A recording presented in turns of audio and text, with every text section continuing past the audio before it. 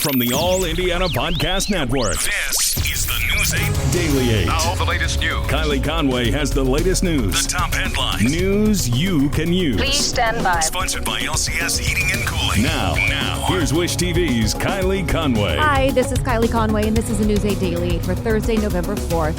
A slightly warmer afternoon will be on the table for our Thursday. Some bright skies and calm conditions will lead the way, highs topping out in the upper 40s. A statewide search for a child from Indianapolis, 11-year-old Benjamin Morris. We have new information just in from IMPD. The department says he was last seen on Matthews Avenue in a neighborhood just northeast of Madison and Epler. Indiana State Police issued a silver alert for Morris. He's been missing for more than a week and a half. Troopers say he's in extreme danger and may need medical attention. If you see him, you're asked to call 911. A shooting in Indianapolis leaves stepbrothers wounded. It happened just before 9:30 last night on Forest Manor Avenue. That's in a neighborhood near 26th and Sherman. Police say a 15-year-old was shot in the leg and taken to Riley Hospital for Children. His stepbrother was shot in the leg and went back to Eskenazi Hospital in critical condition. Police say he's older, but also a teenager. So far, investigators are not saying anything about what led up to the shooting. The United Kingdom is granting conditional authorization to a coronavirus treatment. It's a pill from Merck. As we've reported, studies have shown it can successfully reduce hospitalizations and death. It's not clear yet how soon regulators here in America will decide whether to authorize it. Today, parents can sign up their younger children, 5 to 11 years old, for the COVID-19 vaccine in Indiana. The Indiana State Health Department says you can schedule those appointments right now. It started at 8 o'clock this morning. Just go to the website. We actually have a link for you on wishtv.com under the As Seen on Wish TV section. And this morning, kids are explaining why getting a COVID-19 vaccine was so important to them. In the long lines that stretched inside and outside the 4-H fairgrounds in Noblesville, we saw hugs and heard words of encouragement. Kids tell us that they're ready to get back to normal, and rolling up their sleeves and getting a shot is the best way to do that.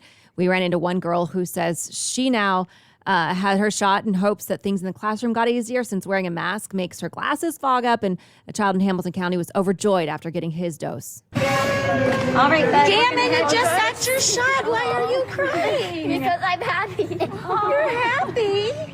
Happy tears. Yeah. Why were you so excited about getting vaccinated? Well, because I'm vaccinated. Why is that important to you? Well, I've been waiting for so long, and I'm the first kid in this county to actually get vaccinated or get a vaccine.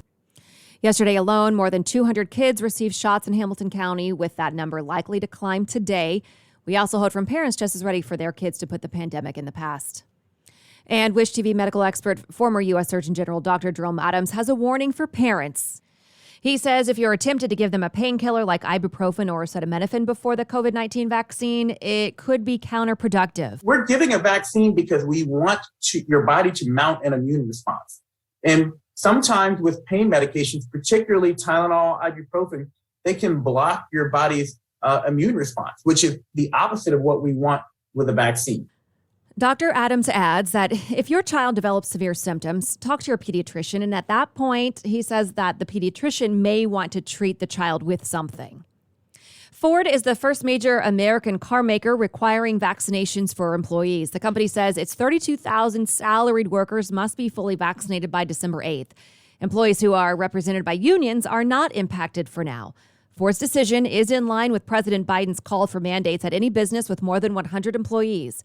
Indiana Senator Mike Braun is leading a push to block the mandate. 42 other members of the Republican caucus have signed on. Braun says he's hearing from business owners as well. Talked to hundreds of them, phone calls coming in, and most just thinking it wouldn't happen because it's that preposterous. Now that you're getting closer, they're getting scared. The senators are launching a Congressional Review Act challenge to the mandate. Some Democrats would have to join them for the effort to succeed. The trial for the 3 men accused of murdering Ahmaud Arbery begins tomorrow in Georgia. This follows a long and contentious 2-week jury selection process. The jury consists of 11 white members and only 1 black member. Prosecutors accused defense attorneys of disproportionately striking qualified black jurors based on their race. The judge on the case ruled that there was intentional discrimination during the selection process, but says the trial will move forward. I have very adept counsel here, and they've been able to explain to the court why, separate from race, those individuals were in fact struck from the panel. It does not change the fact that that initial finding was out there. Father and son Gregory and Travis McMichael and their neighbor William Bryan are accused of killing Arbery in February last year while the 25-year-old was out for a jog. All three pleaded not guilty. New Jersey's incumbent Democrat governor will stay in office. Phil Murphy narrowly won re-election against Jack Ciattarelli. Murphy's New Jersey's first Democratic governor to get a second straight term in 44 years. The win comes after Glenn Youngkin becomes the first Republican governor of Virginia in a dozen years. Votes could come today or tomorrow on key pieces of President Biden's agenda as the Build Back Better bill is changing again. The House is adding immigrant work permits, a state and local tax break, and paid family leave. Biden's first family leave proposal was 12 paid weeks. Then lawmakers whittled it down to 4, then got rid of it completely, and now it appears to be back in at 4. It's been one of the issues that Senator Joe Manchin has objected to, and there's no word yet how he'll react to its inclusion. The House Majority Whip says lawmakers need to pass Build Back Better and the infrastructure bill soon.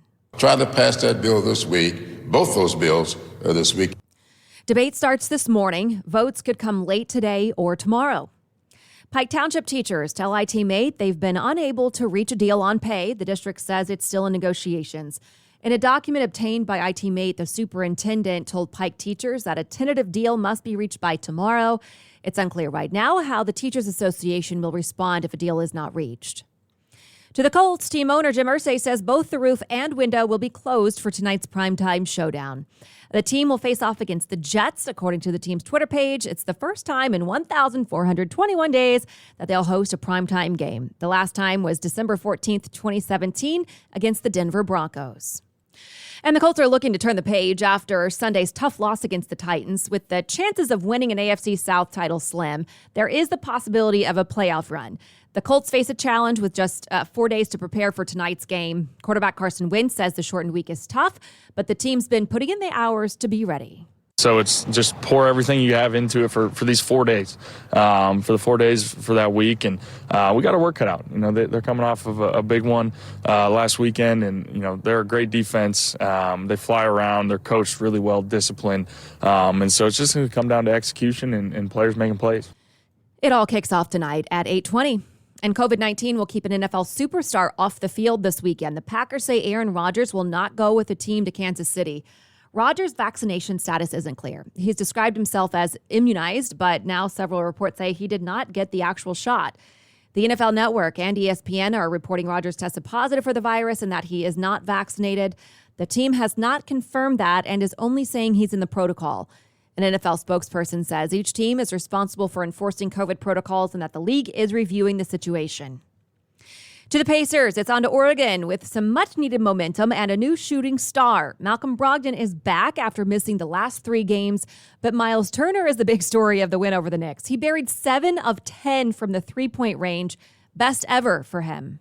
Big win for us. You know, we're starting to get some footing, you know, with health and you know, our identity as a team. And so we just got to build it from here. Everybody that stepped into the game contributed in a positive way. Miles Turner was spectacular, you know, really both ends of the floor, shooting the three just tremendously well. The Pacers won 111-98. They play the Blazers tomorrow night. And today there's a welcome party for people new to Indianapolis. Indy Hub is helping connect people who just moved to the area to organizations. It's at 4 o'clock this afternoon. Indy Hub, it's a nonprofit organization, is rolling out the red carpet for people who just moved there. It's going to be at AMP at 16 Tech. The goal is to get people connected, involved, and provide them with a sense of belonging. The AMP is a food court setting, and the location was chosen because it's large and an inviting space. The welcome party will include 12 organizations like the Cultural Trail, sports teams, Boomer from the Pacers, and young professional groups. There are going to be live music, art, special guests, including Indianapolis City Council President Vop Osley. Indy Hub primarily targets millennials and those who are Gen Z. The group says research shows the first 90 days are critical and says people are likely to move away if they haven't connected with people or organizations. We've never done the welcome party ever before. This is our first ever welcome party. And I think it was kind of born out of the idea that this last year's been tough. And if you're new to the city, it's probably been very, very difficult. So we wanted to provide some level of belonging and a place to connect for anyone who's brand new. IndyHub says so far 300 people have RSVP'd for the welcome party, and they're hoping to make it an annual event. Again, it starts at 4 and runs until 7 tonight. Indiana University inaugurates a new president. Pamela Whitten will be the first woman in the school's top spot. The celebration is set for 2:45 in the IU Auditorium in Bloomington. Whitten takes over for longtime president Michael McRobbie, who's retiring. Whitten previously served as president at Kennesaw State University in Georgia. ITMate is now hearing from people outside of Indianapolis who are frustrated about trash. The complaints are similar to those we first reported in the city. Republic Trash Service tells us it's having trouble servicing all of its routes.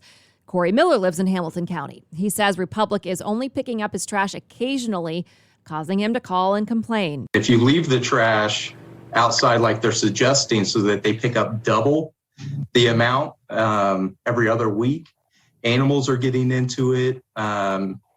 It's getting spread across people's yards, on the road. It's making an environmental mess. In September, the city of Indianapolis paid Republic almost $2 million for trash service. The companies paid back the city $3,650 for missed service during that month. DPW confirms it's working with Republic to improve service. This has been your News 8 Daily 8 for Wish TV. I'm Kylie Conway, online at wishtv.com, and follow us on Facebook when you search Wish TV. The News 8 Daily 8 is sponsored by LCS Heating and Cooling. Be sure to like and subscribe to this podcast on News 8 Daily 8 with Kylie Conway. And be sure to discover even more great podcasts now at allindianapodcastnetwork.com.